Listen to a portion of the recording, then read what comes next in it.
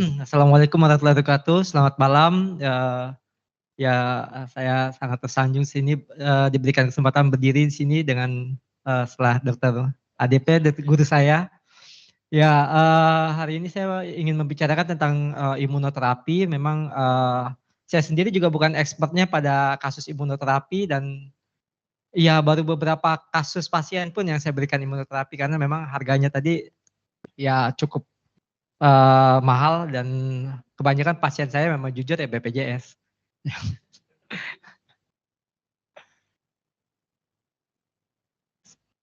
Nggak bisa. Nah, ya ini yang tadi di mention sama dokter ADP bahwa histerektomi yang kita lakukan radikal itu artinya kita mengangkat vagina juga, parametrium, ya parakolpium. Jadi kita kalau bisa dengan batas sayatan bebas tumor. Ini salah satu kasus ya kanker serviks yang resectable.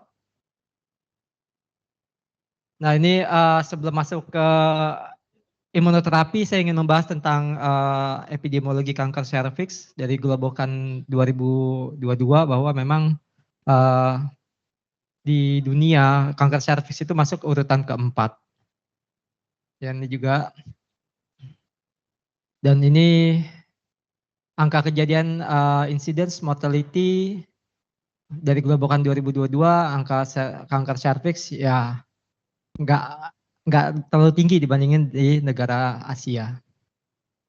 Nah ini yang kita masuk ke incidence, mortality dan prevalence kanker serviks di Asia itu nomor 1. Dan ini di Indonesia tadi kanker serviks nomor 4 di Indonesia masuk ke nomor 2.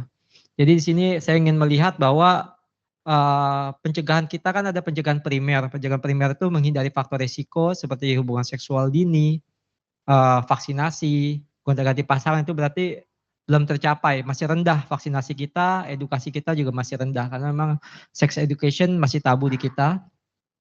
Terus pencegahan sekunder yaitu screening, pap smear, pemeriksaan HPV juga masih rendah.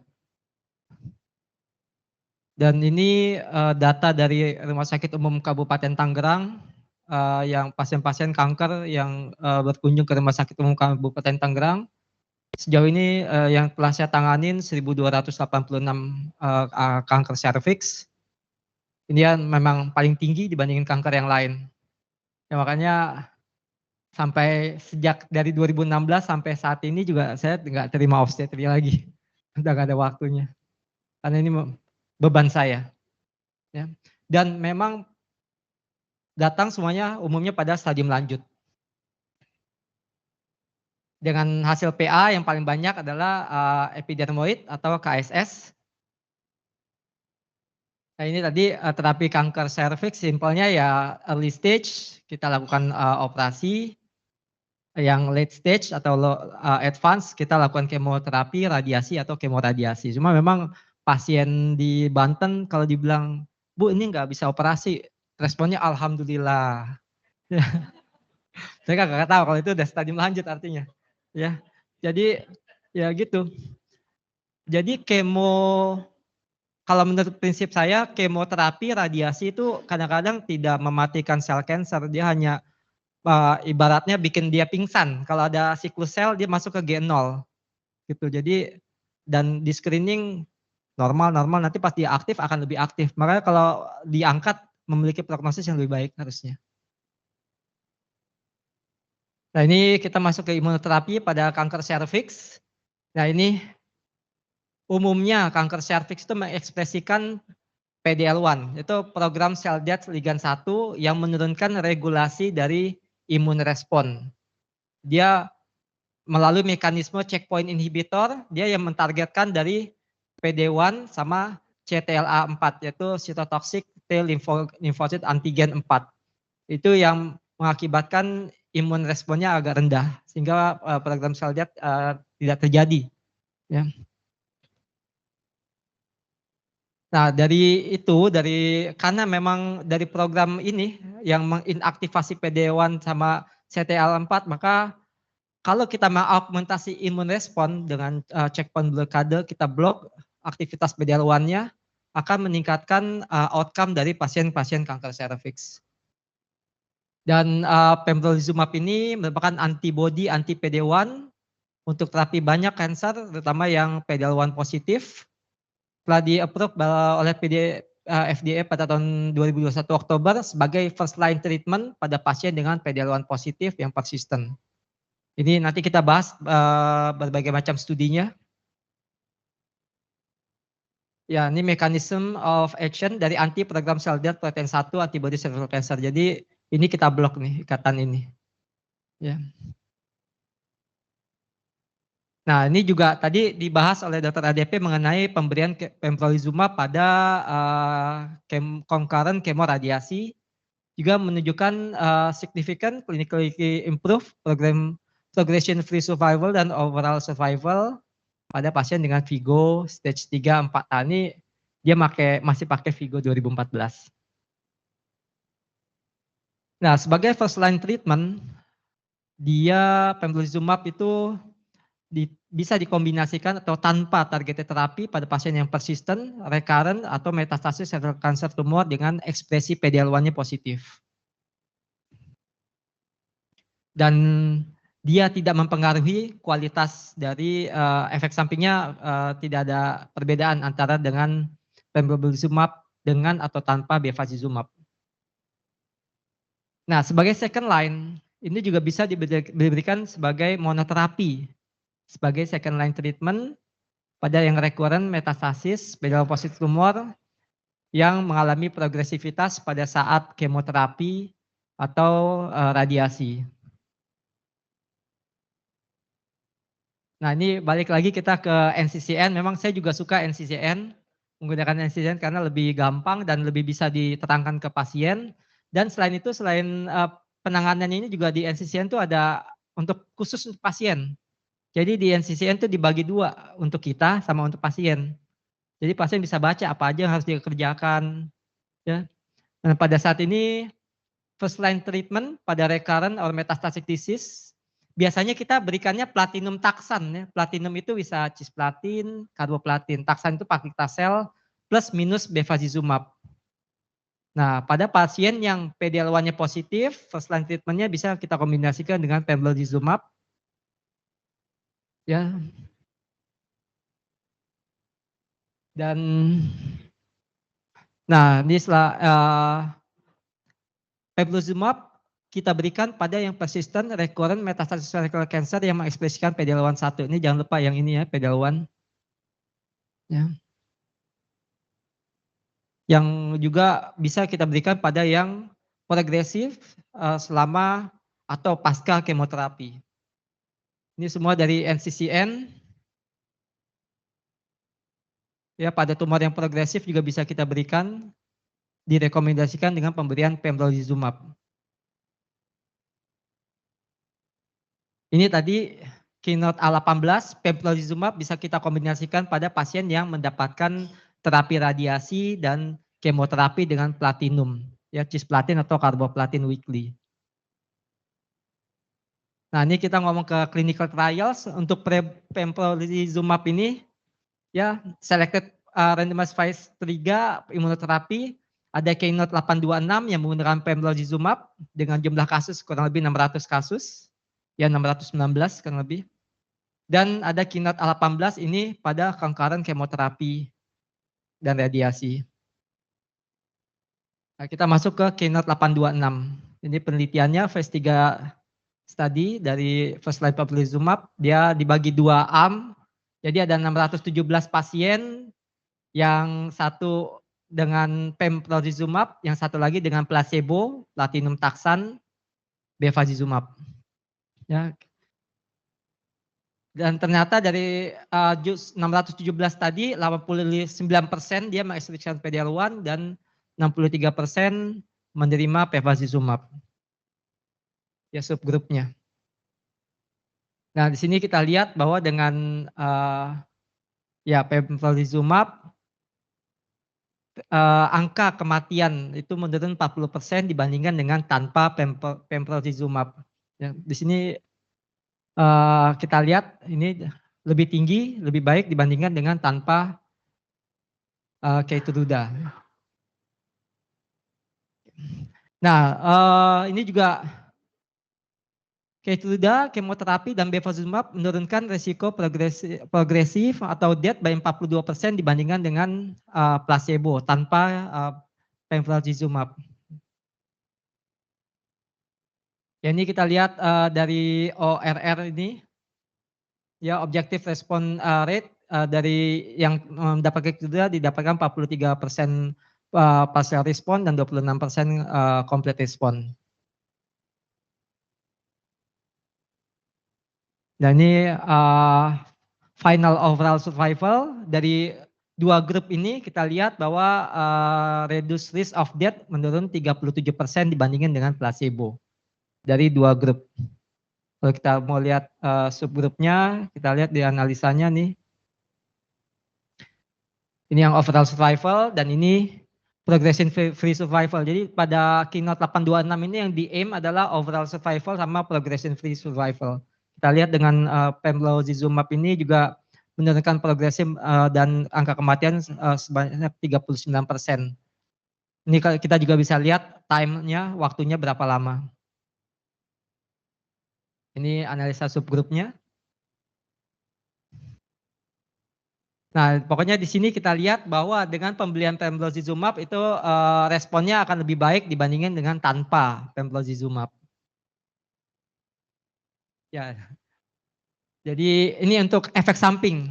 Kita bahas mengenai efek samping, ya tidak ada perbedaan yang bermakna ya mengenai pada kasus anemia, alopecia, nausea, diare, tidak ada yang berbeda yang bermakna pasien dengan Keytruda ataupun tanpa Keytruda.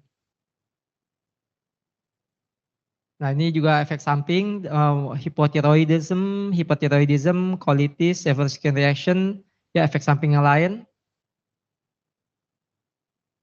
Jadi dari semua data tersebut, dari trial phase 3 penelitian, terutama yang 826, keynote 826, disimpulkan bahwa first line recurrent or metastatic cervical cancer kita kombinasikan dengan pembrolizumab pada pasien yang dengan PD-L1-nya positif. Ya, dari sini ini slide saya yang terakhir bahwa persistent recurrent metastatic cervical cancer secara statistik PFS dan OS-nya meningkat apabila kita berikan Keytruda. Keytruda itu juga bisa benefit pada semua subgrup apabila kita lihat dari berdasarkan histopatologi, platinum, penggunaan bevacizumab, atau riwayat penggunaan kemoradiasi sebelumnya. Gitu. Ya, ini merupakan standar baru untuk perempuan yang menderita kanker serviks dengan persisten, recurrent, dan metastasis. Ya, oke.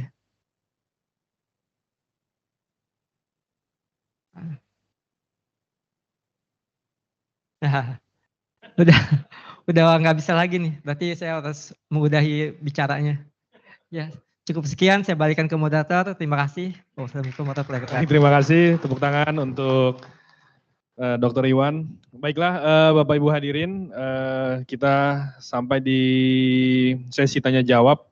Kami mohon kesediaannya kepada narasumber untuk berkenan hadir di depan untuk sesi tanya jawab kita pada hari ini, dan kami persilakan kepada para hadirin yang hadir di Hotel Aston Bintaro ini dan juga yang sedang online, yang sedang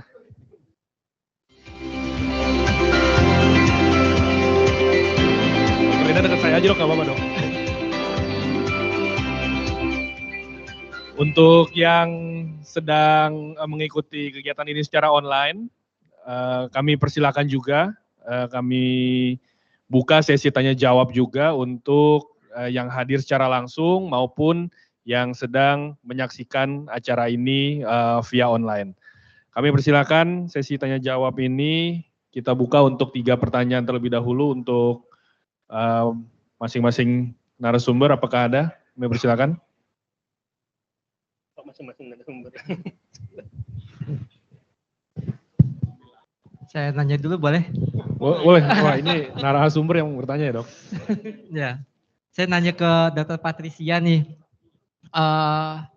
kita kan menghadapi endometrium cancer itu sekarang molekular ya, pemeriksaan molekuler ya.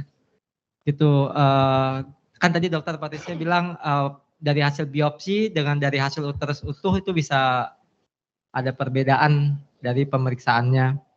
Maka itu yang saya ingin tanyakan pada kasus seperti ini ya, misalnya kanker serviks ataupun kanker endometrium, kapan kita mulai menganalisa pemeriksaan biomolekuler? Kayak tadi mismatch repair, kan yang prognosisnya jelek kan ada juga tuh di kanker endometrium. Kalau menurut versi saya sih, saya dari awal, jadi begitu kita kuret, biopsi, keluar misalnya adenosea grade 1, kita harus cek langsung biomolekularnya. Karena kalau yang poor prognosis, walaupun stadium, misalnya di kita kan adenosea grade 1, stadium 1, terapinya cukup simple HT aja. Gitu. Tapi kalau biomolekular profilnya yang poor prognosis bagaimana? Itu bukannya dari awal kita harus lakukan limfadenektomi seperti itu. Makanya itu yang jadi pertanyaan saya juga. Jadi menurut dokter, kapan kita mulai melakukan pemeriksaan biomolekular profile itu pada kasus baik kanker serviks ataupun kanker endometrium? Terima kasih dok. Berarti biomolekular profile termasuk PD-L1 ini ya dok ya? Biomarker PD-L1 yang tadi dijelaskan oleh dokter Diana. Kami persilakan dok. Baik, terima kasih Dokter Iwan pertanyaannya. Jadi dok, tadi yang saya maksud untuk dalam kasus ini adalah untuk kasus dalam hal ini adalah PD-L1. Jadi seperti yang tadi sudah sempat saya singgung bahwa tidak semua tumor itu dia punya ligan PD-L1. Jadi antara tumor yang misalnya dibiopsi dengan yang masih tersisa di uterusnya, di serviknya itu bisa berbeda. Nah, akan tetapi misalnya seperti tadi dokter menanyakan tentang MMR. Jadi kan sifatnya itu agak berbeda ya dok. Kalau MMR itu biasanya sifatnya lebih homogen. Jadi lebih mirip gitu. Antara biopsi dengan yang ketinggalan itu yang mirip-mirip biasanya seperti itu sih dok. Nah, kalau untuk kapannya itu seperti PD-L1 ini mungkin kita bisa menyesuaikan dengan guideline yang dokter, yang mungkin para klinisi anut ya dok. Misalnya kalau untuk CA cervix berarti bisa diberikan terapinya pada pasien yang tadi ya dok sesuai NCCN, rekuren atau metastasis gitu. Demikian dok. Terima kasih.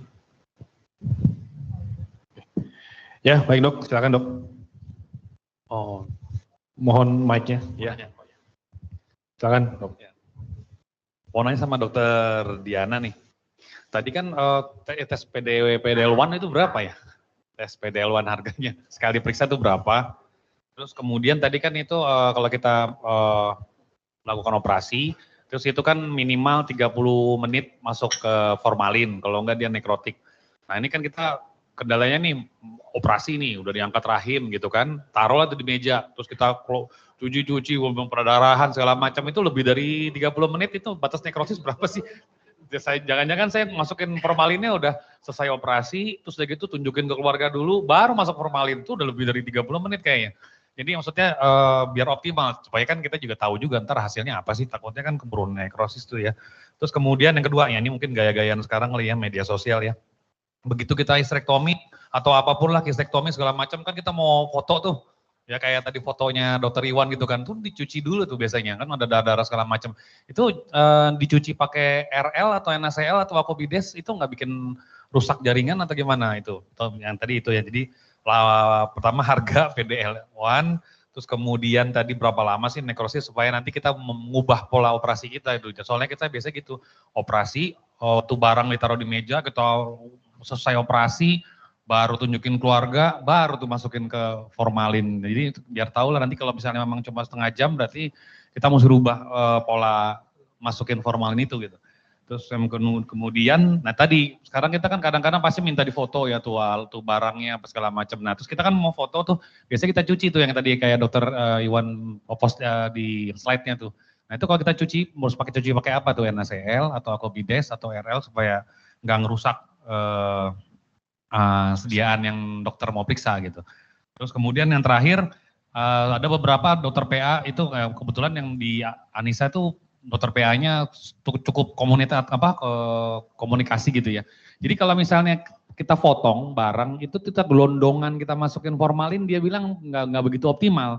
Jadi suruh dibelah supaya si formalin itu masuk ke sel-selnya. Nah, kalau sel serviks juga mesti begitu, apa gimana misalnya kita udah hysterektomi, si serviks itu mesti kita potong-potong gitu. Jadi biar si formalin, kan kadang-kadang kita udah hysterektomi, miom sama kista sama gelondong-gelondongan masukin formalin bluk gitu kan. Ternyata kata dia nggak begitu optimal. Nah, menurut pengalaman Dr. Diana gimana? Apa mesti kita belah gitu atau supaya si formalin itu bisa masuk supaya nggak selnya rusak? Itu dulu gitu. Oke, baik, terima kasih dok. Untuk pertanyaannya ada 3 pertanyaan nih dok, langsung untuk Dr. Diana mengenai harga tes PDL1, kemudian nekrotik 30 menit nih. Jadi mungkin kita pengen mendengar juga dok dari sudut pandang seorang patologis, bagaimana sih kita mempersiapkan spesimen yang baik untuk diperiksa di laboratorium patologi gitu dok. Kemudian kalau untuk difoto apakah akan mempengaruhi pemeriksaan gitu ya dok? Dicuci ya, dicuci apakah akan mempengaruhi hasil pemeriksaannya. Kemudian yang terakhir adalah kalau dipotong-potong gitu apakah akan mempengaruhi optimalisasi dalam proses pemeriksaan. Mungkin sudah 3 pertanyaan, kita langsung mohon kesediaannya untuk menjawab. Terima kasih dok. Terima kasih dokter untuk pertanyaannya. Yang pertama harga PDL1 ya dok. Saya kurang hafal dengan pasti dok, tapi kalau saya nggak salah ingat sekitar 1,8 juta untuk harga pemeriksaan IHK-nya. Tapi kalau saya nggak salah ada voucher juga Pak. Tuh ada voucher dok. Ya mungkin bisa minta ke bapaknya dokter. Nah, kemudian dok, untuk fiksasi jaringan, sebenarnya yang disarankan itu adalah kurang dari 30 menit dan langsung masuk ke dalam buffer formalin 10%. Tapi dok, kalau memang dokter harus menampilkan maksudnya ya ke keluarga, itu less than 3 jam masih oke lah dok. Asal jaringannya itu besar. Jadi uterus itu kan termasuk besar. Nah, termasuk dok jaringan yang besar itu, kadang itu kita kalau dokter udah fiksasi, formalinnya tuh nggak masuk sampai ke bagian tengah jaringan itu loh dokter. Jadi biasanya pada uterus, terus mame, itu kan mastektomi, itu kan besar-besar. Nah biasanya jaringannya tuh disaranin untuk dilaminasi. Jadi kayak disisir, tapi jangan putus. Nggak boleh putus dok, karena nanti kita itu perlu orientasi. Kita tuh waktu motong gros, kita perlu orientasi. Jadi kalau dokter putus-putus, kita nanti bingung ya tuinya. Jadi tujuannya cuma biar formalinnya itu juga masuk ke situ gitu doang gitu. Ya kalau memang bisa memenuhi seperti term condition yang ideal ya mungkin itu lebih baik ya dok. Tapi kalau nggak bisa ya begitulah dok kira-kira. Jadi kira-kira jangan sebisa mungkin jangan terlalu lama juga. Setelah ditunjukkan pasien langsung difiksasi saja gitu. Gitu dokter.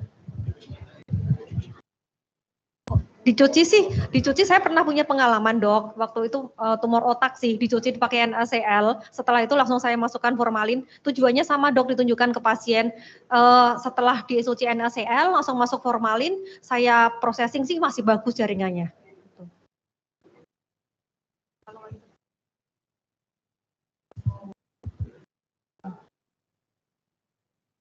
Ya, begitu dokter, terima kasih. Jadi ini dicuci untuk konten nih dok ya? Iya. Supaya ya artinya ketika kita mencuci dengan normal salin, artinya tidak ada pengaruhnya dalam proses pemeriksaan patologinya dok ya. Oke, baik. Terima kasih kepada Dr. Diana. Kemudian kita lanjutkan. Apakah ada pertanyaan? Ya dok, silakan dok. Terima kasih. Ya, silakan. Assalamualaikum, selamat malam. Saya untuk Dr. ADP. Silakan dok. Mengenai guideline, kan tadi banyak banget guideline.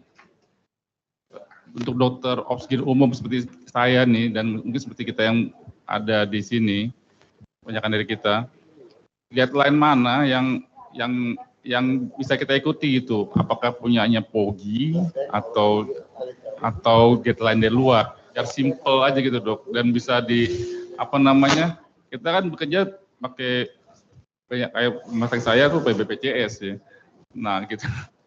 Kalau seperti itu tadi bagaimana gitu BPJS-nya mau nanggung apa enggak gitu. Jadi kita kita harusnya punya satu guideline yang bisa applicable untuk sebagian besar lah opsgin di Indonesia. Terima kasih. Baik dok, terima kasih. Kita tampung dulu ya dok pertanyaannya. Kemudian kita lihat ada pertanyaan online juga.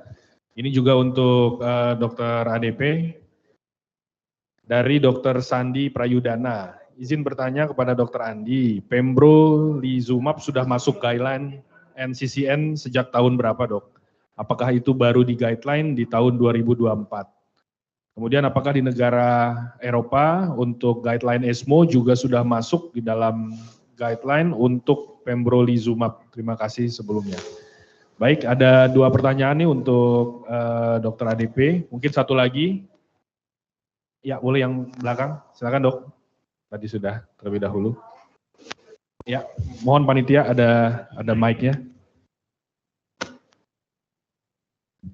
Selamat malam dok, saya Valen ingin Selamat bertanya untuk pemeriksaan PDL1 tersebut dok, untuk kami sebagai Opjin sebenarnya kapan kita periksa PDL1 tersebut? Apakah pada saat kita pertama kali kita mendapatkan pasien dengan kita curiga cervical cancer lalu kita ambil biopsi, atau hanya pada pasien dengan cervical cancer dengan metastasis yang kita yakin oh ini sepertinya ada metastasis, baru kita cek PDL1 juga ketika pasiennya mampu dok? Bagaimana dok?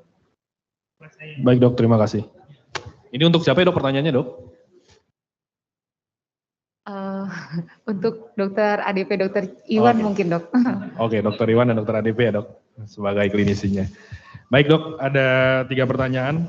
Yang pertama untuk dokter ADP mengenai guideline mana nih dok sebagai SPOG non konsultan dok, yang memungkinkan digunakan dan applicable dan menyesuaikan dengan tarif ya dok, tarif BPJS ya, karena kalau tadi ngelihat harganya sampai 122 juta kayaknya agak sulit ya untuk pasien BPJS ya. Silakan dok. Terima kasih Dr. Agung. Jadi ini pertanyaan susah banget sebenarnya jawabnya. Kalau applicable pasti punya POGI. Nah, karena waktu dirapatkannya itu kita mempertimbangkan kesulitan teman-teman sejawat, terutama yang bukan di kota-kota besar kayak Jakarta, Surabaya, Makassar, dan Medan. Nah, jadi itu yang diperhatikan ya. Meskipun banyak laboratorium sekarang bisa menerima di mana saja. Saya nggak usah sebut merek karena kan sponsornya beda ya. Ya kita periksa di Makassar gitu, dia dikirim juga ke Jakarta. Bahkan ada laboratorium di Jakarta yang senternya adalah di Singapura. Nah, jadi dimanapun kita periksa, mau di Jakarta, di Makassar, dia kirim ke Singapura. Kenapa? Beberapa pemeriksaan itu perlu jumlah tertentu untuk bisa running, ya, biar dia murah ya.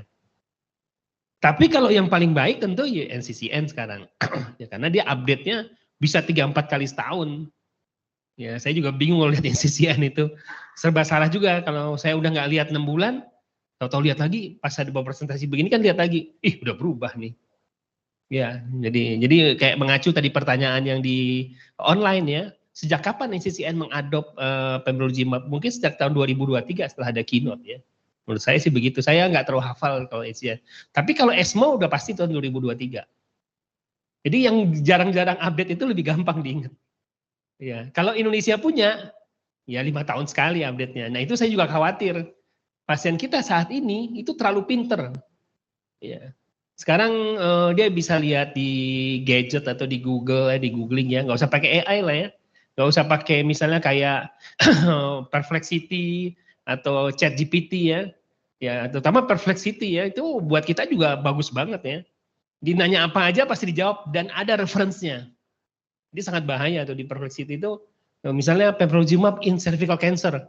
Nanti dia dikasih teksnya dan di setiap kalimat itu ada referensinya.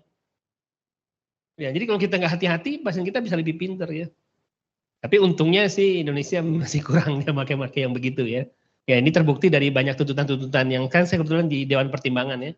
Banyak tuntutan-tuntutan kita itu bisa menang karena teman sejawat kita di bidang yang lain itu sering memakai undang-undang dengan yang sudah nggak dipakai lagi. Ya, misalnya undang-undang kesehatan tahun 2023 itu kan begitu keluar, undang-undang lama tuh nggak berlaku. Termasuk undang-undang yang nggak spesifik seperti 360, 361 yang perlukaan dan dan pembunuhan yang dianggap secara sengaja. Jadi kita nggak terlalu update. Padahal kalau dia lihat Perplexity, ya itu mau di Indonesia mau di luar negeri dia update. Nah, kembali ke guidelines, pakailah Indonesia saja, lebih aman. Tapi hati-hati juga karena kita itu ngupdate jarang-jarang ya. Punya onkologi aja diupdate setelah 15 tahun. Yang buku merah itu. Buku merah kemoterapi baru sekarang kita baru update lagi. Ya, waktu itu kan mungkin waktu saya baru masuk onkologi. Jadi udah agak ketinggalan baru kita update lagi. Ya. Dan pertanyaan terakhir soal PDL ya. Mungkin tadi dokter Cie udah mau jawab. Oh, saya aja. Ya kapan sih kita mesti periksa ya? Nah sebenarnya kan kita mau cari faktor prognosis ya dan terapi tambahan. Jadi dia sebenarnya kalau kita operasi pada stadium 1 itu 1A, 1B ya, kita nggak ada kepentingan untuk memberikan itu karena dia diindikasikannya buat stadium lanjut dan recurrent. Ya jadi kalau kita ketemu stadium lanjut, misalnya stadium 3, stadium 4, silahkan karena dia juga mungkin bisa diberikan pada first line. Ya, jadi kita waktu biopsi tapi biopsi sayangnya jaringannya kan kurang tadi menurut dokter Yana ya. Nah, sedangkan stadium lanjut kita nggak hysterektomi loh. Ya, stadium lanjut. Jadi, tapi paling bagus mungkin barangkali jaringan yang lama yang diperiksa. Saya juga nggak tahu ya, apakah jaringan yang lama. Tapi kan kalau stadium lanjut itu dia datang pada stadium lanjut. Kita biopsi, mungkin bisa dibantu saya nanti jawabnya ya. Nah, dan kita dapat jaringannya kecil. Ya, kalau biopsi itu 3 mm standarnya. Nah, biasanya saya untuk membantu patolog, saya ambil di 3 tempat paling enggak. Kalau banyak tempat berdarah-darah, saya juga pasiennya, wah kok berdarah-darah namanya. Ya, kira-kira begitu kesulitan kita dan treatmentnya diindikasikan pada recurrent dan stadium lanjut. Dan itulah saatnya kita periksa. Nah, kalau dalam perkembangannya nanti, ya, karena ini kan hampir terlibat pada semua keadaan proses kanker. Pada ovarium juga bisa kita periksa PDL-nya ya. Pada endometrium juga pada suatu saat mungkin juga bisa ya. Nah itu indikasinya jadi banyak. Mungkin ovarium sebentar lagi juga udah keluar ya dari Keytruda-nya sendiri. Indikasi buat ovarium. Nah kalau ovarium sudah bisa dipastikan bahwa jaringannya diambil waktu operasi. Jarang sekali ovarium itu biopsi. Nah kalau pada cervix ini agak susah. Nah, dan kita bisa memberikan adjuvan atau tambahan pengobatan dengan PDL. Ya tentu saat ini PDL sangat mahal. Itu sama sejarahnya kayak bevacizumab. Ya Zumab itu dulu waktu dia belum masih originator, orang nggak bisa beli. Sekarang harganya tinggal 1/4 bahkan 1/5-nya. Jadi kalau di rumah sakit tertentu targeted terapi seperti bevacizumab sudah banyak dipakai dengan leluasa. Nah, untuk Pembro nggak usah saya bocorin ya, sebentar lagi juga dia ada mitu-mitunya. Jadi dia juga ketar-ketir ya. Nah, 2028 berarti 2 tahun lagi. Ya itu di Eropa mereka sudah buat mitunya. Di Amerika 2032 kalau nggak salah. Jadi sekarang saya juga ngamatin dari luar, kapan sih mitunya datang. Tapi mitunya kadang-kadang tidak sama persis, ya rumus bangunnya. Tapi mempunyai efek farmakologis yang mirip. Ya. Saya kira itu jawaban saya. Terima kasih.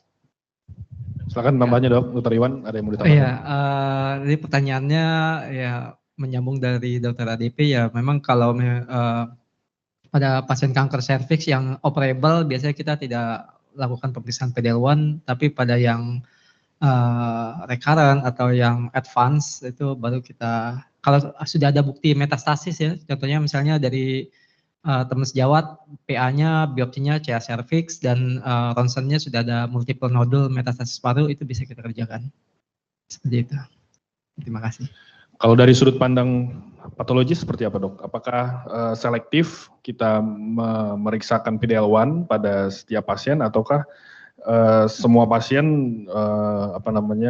sangat memudahkan kalau dilakukan pemeriksaan imunohistokimia PDL1 Dok? Biasanya kalau dari kami patologi itu melakukan pemeriksaan PDL1 by request dari klinisi. Jadi klinisi meminta request. Nah kemudian yang tadi dokter, jadi kita menilai kecukupan jumlah selnya. Sebenarnya tadi yang dibilang Dok kalau 3 mili, kalau itu sel tumornya sel tumor semua, sebenarnya itu sudah lebih dari 100 sel.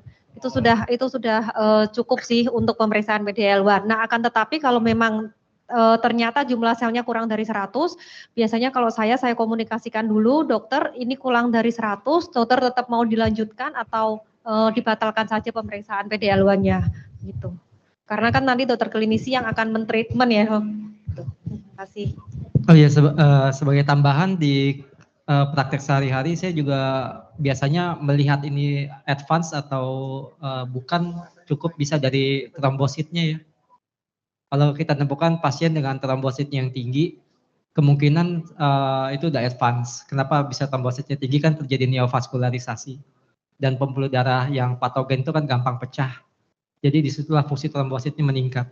Biasanya pasien CA cervix dengan trombositnya tinggi atau CA endometrium atau CA lain dengan trombositnya tinggi itu sudah terjadi neovaskularisasi dan umumnya sudah advanced stage.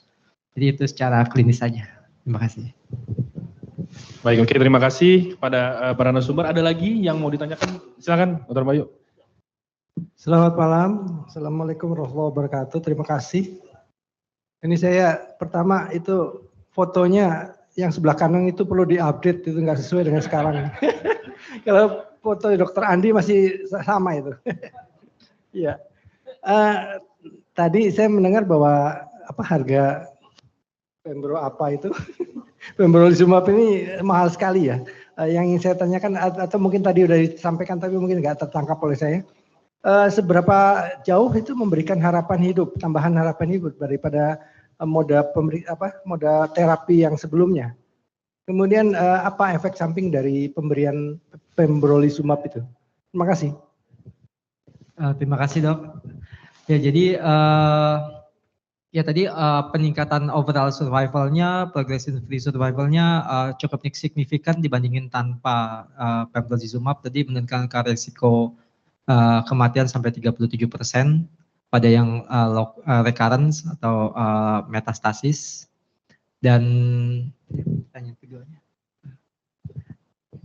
Dan apa pertanyaan keduanya? Efek sampingnya dok. Oh, efek samping. Ya, efek sampingnya sih tidak ada perbedaan bermakna sih dok dari pasien yang diberikan pembro atau tanpa. Jadi untuk quality of life-nya tidak ada perbedaan bermakna.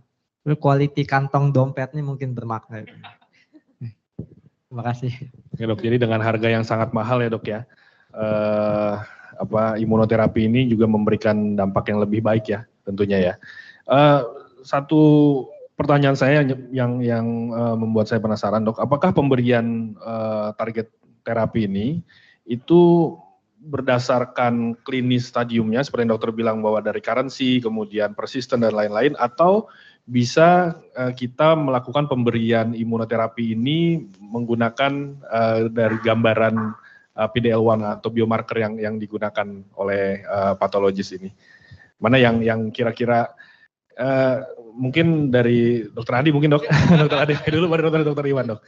Silakan dok. Jadi kalau saat ini memang selektif. Mungkin beberapa masa yang akan datang akan bisa menjadi primary treatment. Artinya apa? Artinya karena dia kan berperan tuh. Jadi kita bisa menghambat pertumbuhan tumornya. Ya, jadi mungkin pada saat yang akan datang akan menjadi primary treatment karena di beberapa literatur sudah disebut seperti itu. Jadi bisa yang dokter bilang ya. Dan pertanyaan keduanya apa?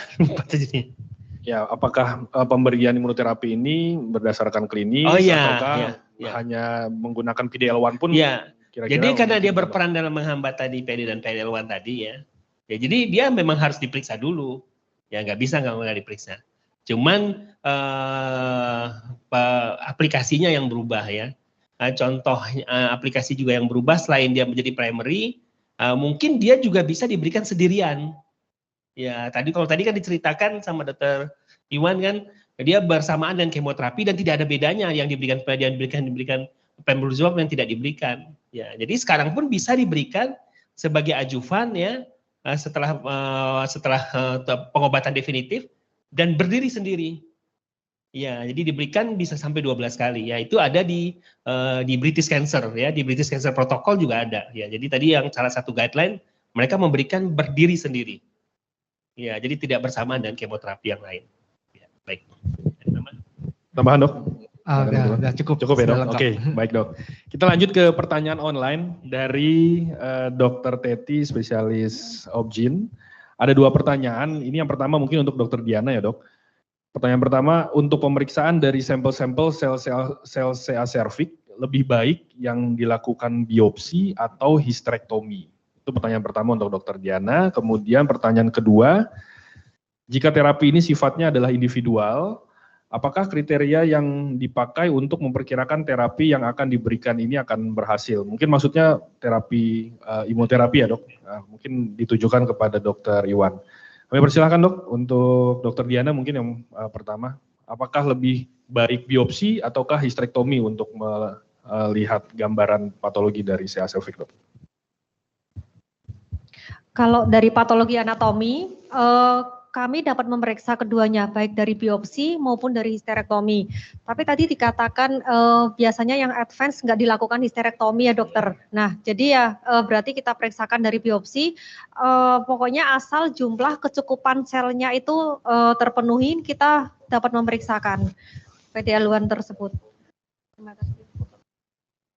Baik, jadi sangat tergantung dari masing-masing kasus ya dok. Jadi artinya dua-duanya pun memiliki keunggulan, maksudnya memiliki gambaran yang baik yang nantinya akan diperiksa oleh di laboratorium patologi. Baik, untuk yang berikutnya mengenai imunoterapi dok tadi, apa indikator keberhasilannya dari terapi imunoterapi tadi? Silakan dok. Ya, memang imunoterapi itu selektif ya, tadi hanya untuk pasien yang mengekspresikan PD-L1 dan pada yang recurrent atau metastasis ataupun mengalami progresi pada terapi sebelumnya, pada saat kemoterapi yang sedang dikerjakan bisa kita tambahkan imunoterapi. Sebenarnya kriteria keberhasilannya itu ya kita bisa lihat dari subjektifnya dulu ya, mulai dari rasa nyeri, perdarahan, mual, ya, itu bisa kita lihat. Berat badan, ya kenaikan berat badan, dari situ aja yang simple itu aja kita bisa lihat angka keberhasilannya. Namun memang biasanya kita berikan 3 siklus dulu, kemudian baru kita evaluasi baik dengan MRI ataupun ronsen, misalnya dia ada multiple nodule di paru bisa kita lakukan ronsen. Ataupun bisa kalau misalnya jago kayak dokter ADP bisa dengan USG. Kalau saya sih nggak yakin saya. Jadi ya kriteria keberhasilan itu sih bisa dari subjektif dan objektif. Jadi ya memang ya jika di sini saya ingin menerangkan di belakang ada dokter Denny, ada dokter Indiarto ya, memang walaupun kita semua pasien BPJS, tapi semua treatment option harus kita berikan kepada pasien yang datang. Ya jadi jangan Bu kemo karbopakli, kita nggak ngomongin Beva, nggak ngomongin Keytruda karena nggak di cover BPJS, nggak begitu. Kita harus berikan semua treatment option pada pasien, pada praktek kliniknya, dan kemudian kita berikan pasien untuk memilih treatmentnya.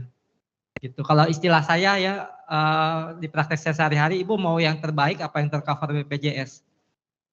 Jadi karena memang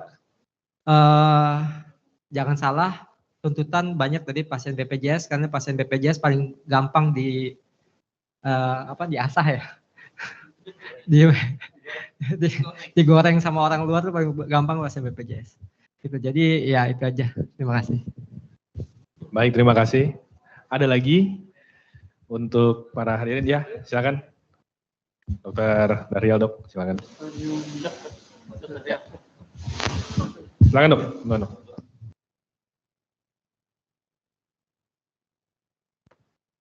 Terima kasih.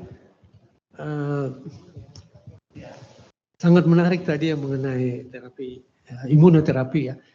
Nah kalau pada misalnya stadium operatif setelah dioperasi, apakah boleh dikasih imunoterapi?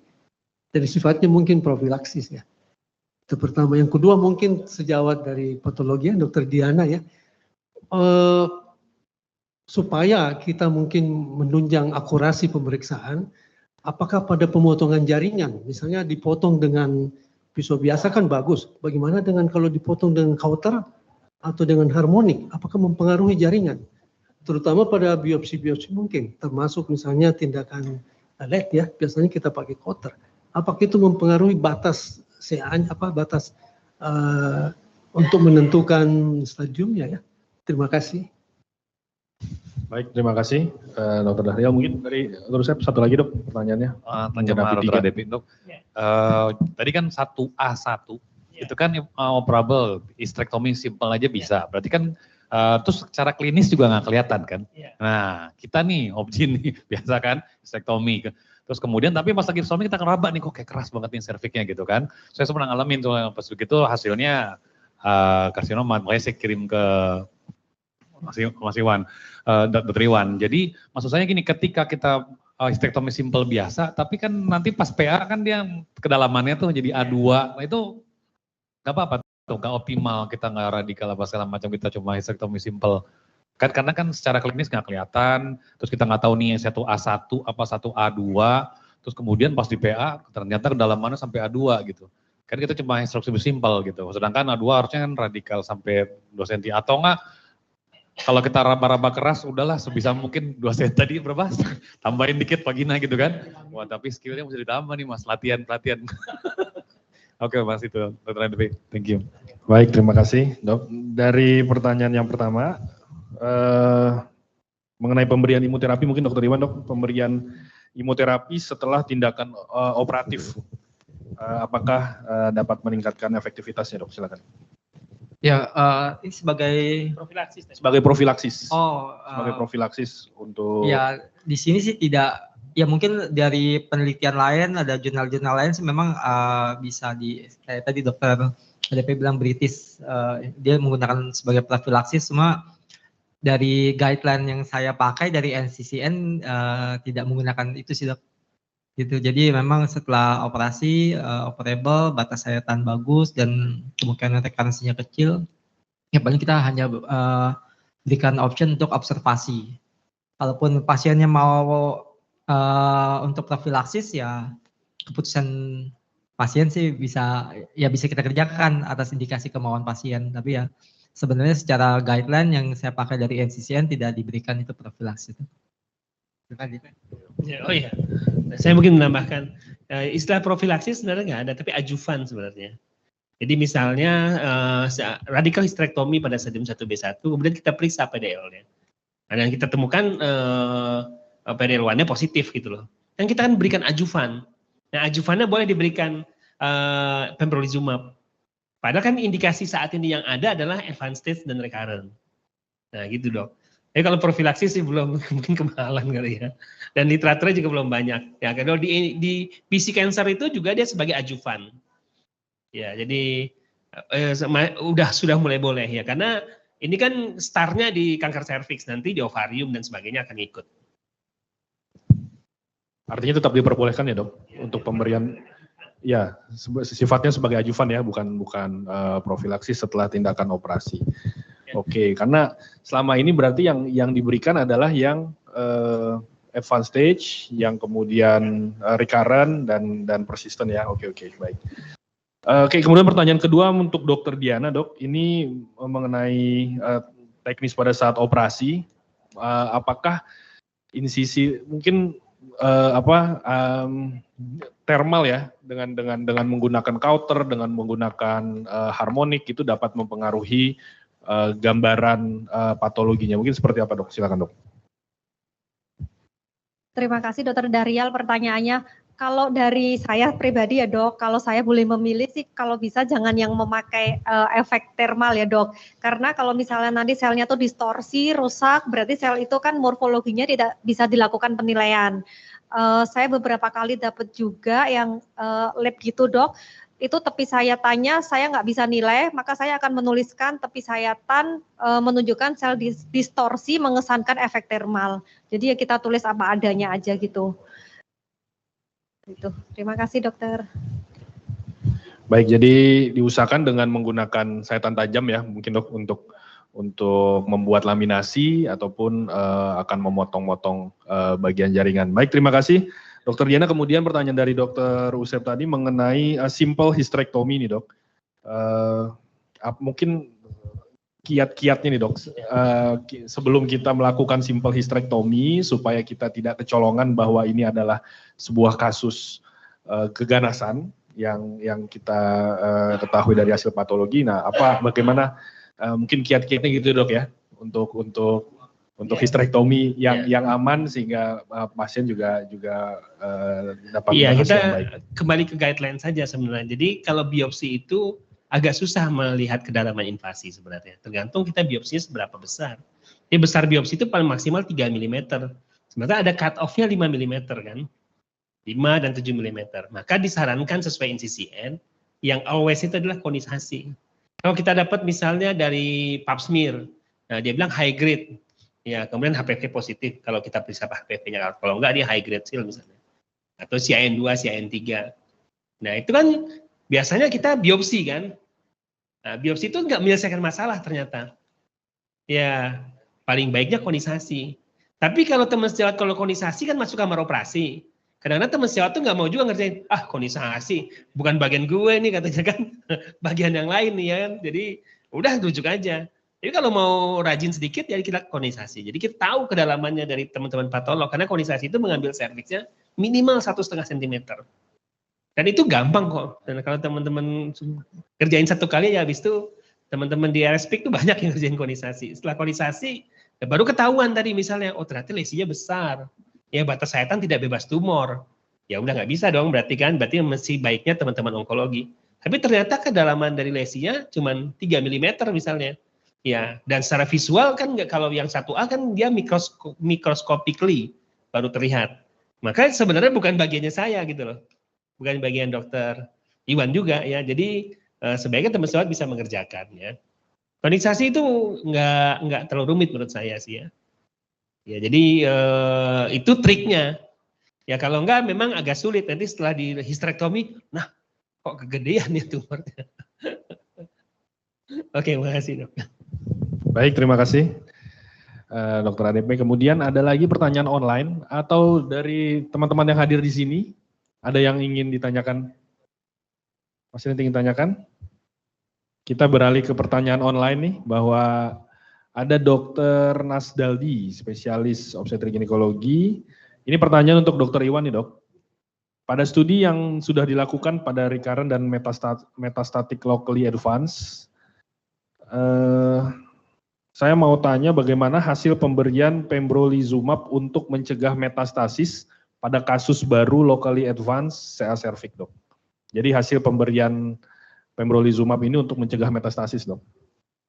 Silakan dokter. Ya, terima kasih.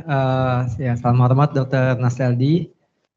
Ya, jadi untuk menjawab pertanyaan ini, ya dari trial phase 3 dari keynote tadi 826 memang dikatakan hasil pemberian untuk pengalaman pribadi saya sendiri belum banyak ya dokter ya, dan biasanya saya berikan yang pada kasus yang recurrent.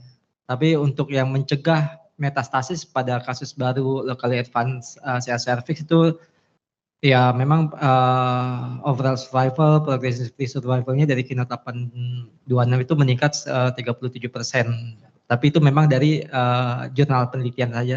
Kalau untuk pengalaman pribadi saya tidak ada. Yang baru saya gunakan pada pasien-pasien yang recurrence atau yang pada progresif, pada pemberian kemoterapi, platinum taxan dan bevacizumab. Kemudian saya kombinasi setelah 3 siklus progresif, saya kombinasikan dengan pembrolizumab. Mungkin bisa dibantu Dokter Andi, ada pengalaman dok? Iya, ya, tentu kalau pengalaman memberikan pembro ada ya. Cuman kalau menjawab pertanyaan ini tentu harus penelitian dan jumlah sampelnya mesti banyak. Ya paling enggak 30 ya. Kalau kita lihat kembali ke literatur tentu trialnya ya, keynote 826 ada 15 ya, apa 16 itu. Nah itu kan dia hanya memperbaiki survival. Tetapi apakah dia menjanjikan untuk recurrence dan pencegahan metastasis? Jawabannya iya. Tapi belum lihat di cervixnya belum publish ya, atau belum final ya. Tapi di bidang lain di melanoma sudah ada. Jadi kita bisa memberikan sebagai pencegah metastasis, mengurangi metastasis dan recurrent. Ya, jadi mungkin kita mesti bersabar dengan penelitian-penelitian yang ada. Mungkin penelitian itu sekarang anehnya begini. Di dalam 3 tahun terakhir banyak sekali kecepatan penelitian itu sangat tinggi dan banyak sekali perubahan dalam protokol. Ya tadi seperti sudah disampaikan tentang kanker endometrium ya. Itu saat ini sudah berubah protokolnya, sudah nggak kayak zaman dulu lagi. Saya kira itu yang bisa saya jawab. Terima kasih. Baik, terima kasih atas jawaban dan juga pertanyaan dari teman-teman semua. Oh, ada satu lagi pertanyaan online nih dari Dr. Acep. Izin bertanya kepada Dr. Andi. Mohon diberikan batasan buat kami, spesialis obstetrik ginekologi di daerah batasan yang bisa kami kerjakan jika mendapatkan hasil CA cervix, karena menentukan stadium 1A atau 1B1 atau 1B2 sangat keterbatasan alat bantu dan hanya mengandalkan pemeriksaan dalam dan inspekulo, Dok. Jadi dengan adanya keterbatasan mungkin hanya dengan pemeriksaan fisik, apakah kita bisa menentukan stadium seperti itu, Dok? Karena CA cervix penentuan stadiumnya berdasarkan klinis ya, Dok ya. Silakan, Dok. Itulah yang belum berubah dari dulu. Jadi stadium 1A itu tetap harus microscopically. Nah, itu yang susah. Ya, itu sesuai sama Dr. Diana yang patolog ya. Jadi kita nggak bisa tetap, yang kita bisa loncat ke stadium. Tapi begitu stadium 1B itu mulai gampang karena dia secara visual kelihatan. Ya, kalau misalnya kurang dari 2 cm, stadium 1B1, 1B2, 2-4, B3, lebih dari 4 ya. Jadi 1B gampang, begitu 1A dia agak susah. Memang kalau misalnya disuruh triknya gimana, misalnya kita bekerja di Kalimantan Tengah gitu ya, atau di pedalaman dari Bengkulu ya, nggak ada onkolognya ya. Kalau menurut saya triknya, kalau kita melihat misalnya IVA positif ya, terus pasiennya kita lihat terus ada tanda-tanda bahwa misalnya ada kontak bleeding kah atau ada keputihan yang berkepanjangan ya mungkin saja secara visual nggak kelihatan atau dia terletak di endocervix ya mungkin saja bisa kita lakukan informed consent. Jadi intinya adalah kita boleh mengerjakan apa aja di dunia kedokteran ini ya. Pengalaman saya di bidang pengayoman atau yang membela teman-teman di pengadilan, di Satreskrim ya, intinya adalah informed consent. Kalau kita di daerah, ibu mau dirujuk apa enggak kayak Dokter Iwan tadi? Kalau ibu nggak mau dirujuk, ibu mau saya obati dengan cara yang saya sanggup atau tidak? Misalnya kalau secara visual udah kanker serviks, jangan mengada-ada juga gitu loh. Visual 4 cm, ibunya nggak mau dirujuk, kesempatan nih. Itu nggak bisa juga begitu. Secara visual, mungkin stadium 1B1 atau kurang. Ya ibunya nggak mau dirujuk. Treatmentnya kan simple hysterectomy, ya silakan. Dan kemungkinan metastasis pada 1A2 juga kecil kok. Metastasisnya kan ke parametrium atau kelenjar getah bening ya. Jadi silakan dikerjakan. Jadi informasinya mesti jelas. Ya karena guidelines itu makin hari makin rumit. Endometrium udah paling rumit dah. Ya pemeriksaannya kalau nggak salah PROMISE itu ya TCGA, MMR dan P53 Abrans itu 38 juta ya lebih kurang. Kalau nggak salah saya nanya. Ya kan bener kan? Kalau ke Kalgen saya kirim pasien dia tagihnya 38 juta. Ya. Jadi sekarang yang benernya begitu. Sekarang kita mau ngerjain yang bener apa enggak? Saya sendiri di praktek, dok belum apa-apa udah diperiksa 38 juta saya nggak jadi berobat nih katanya. Ya kita pakai kembali ke konvensional. Kita nggak pakai TCGA atau PROMISE yang sekarang ini dipakai banyak teman-teman di luar ya. Kita nggak periksa biomolekuler, kembali ke stadium yang lama, endometrioid, non-endometrioid, kembali seperti itu lagi ya. Jadi, saya informasi ke pasiennya, ibu tidak diperiksa yang sesuai dengan standar yang sekarang ya Bu ya. Ya, begitu diperiksa. Jadi kalau begitu diperiksa itu yang Dokter Iwan tadi bilang, kita udah bisa tahu prognosisnya sebelum kita mengobatin. Ini high risk nih. Kita bilang sama pasiennya, Bu, ibu walaupun dioperasi, diangkat, kemudian kambuhnya tinggi, kemungkinan survivalnya juga rendah. Ibu mau ngambil mana? Jangan operasi, jangan gede-gede deh dok, gitu misalnya ya. Atau dari awal, udah kita langsung berikan ajuvan setelah operasinya.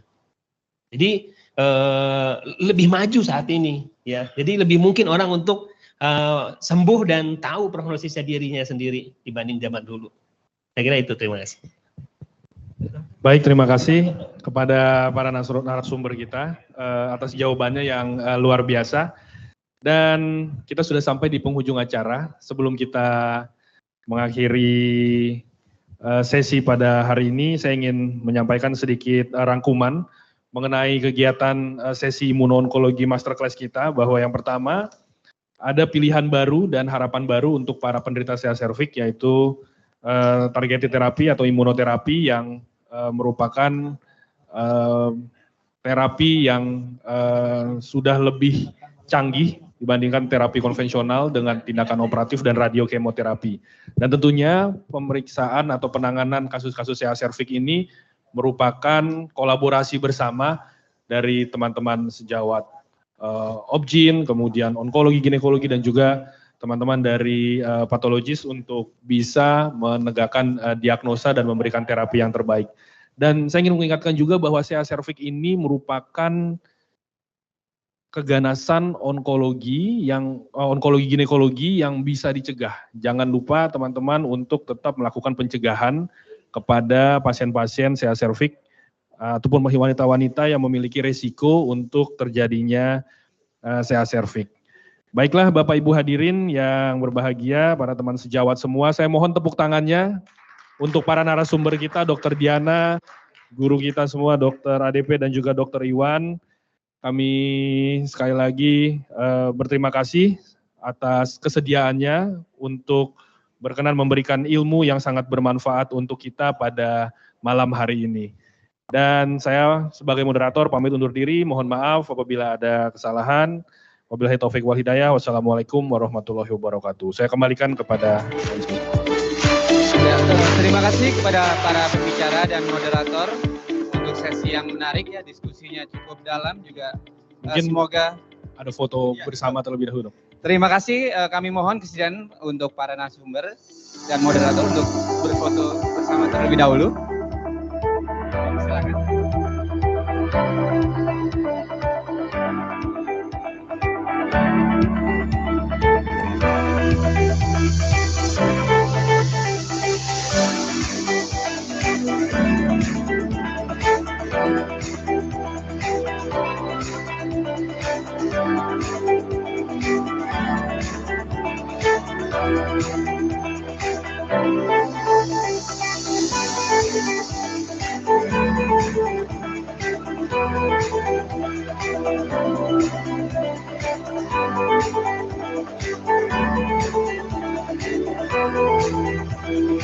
Ya, berikutnya kami mohon untuk pengurus POGI Cabang Banten, Dr. Rosa.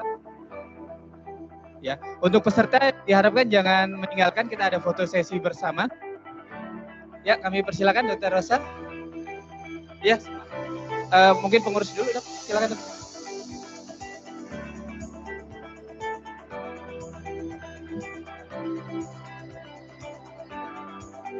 Satu, dua, tiga. 1, 2, 3. Ya, untuk peserta kami persilakan bergabung semua. Kita susun, Dok. Kita susun.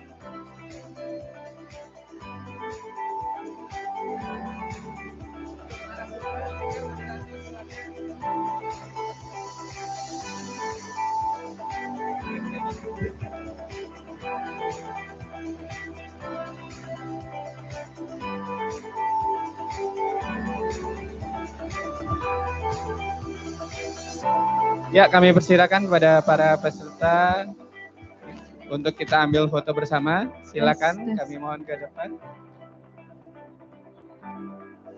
Kepada para dokter, kami harapkan untuk berkumpul di depan untuk berfoto bersama. Terima kasih.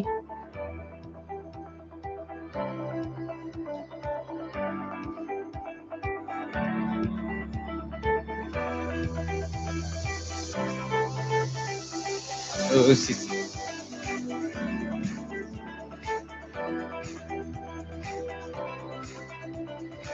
Ya, kami persilakan pada para dokter sekalian untuk foto bersama. Silakan. Silakan. Dokter Diana nggak apa-apa, Dokter Diana silakan.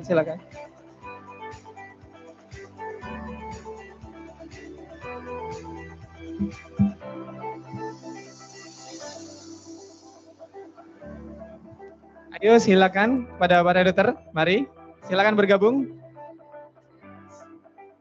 Silakan bergabung di depan.